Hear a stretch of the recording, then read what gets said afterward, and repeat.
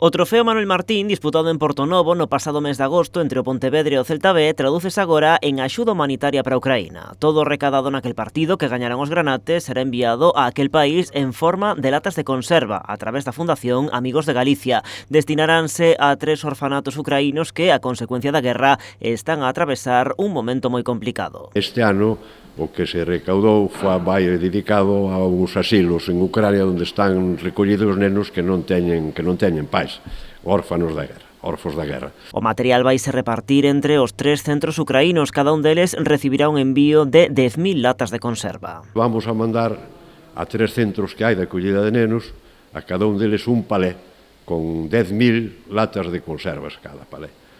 O sea que nesta primeira remesa vamos a mandar 2 palés, e en próximos días teremos fondos suficientes porque necesitamos axuda dos patronos da Fundación e de empresas colaboradoras altruistas que fan incluso o transporte hasta alá gratuitamente para entregalos in situ. O Concello, que tamén colaborou economicamente nesta recadación solidaria, celebra a acción. O alcalde aproveita para poñer como exemplo o trofeo Manuel Martín, cun fin solidario en cada unha das súas edicións.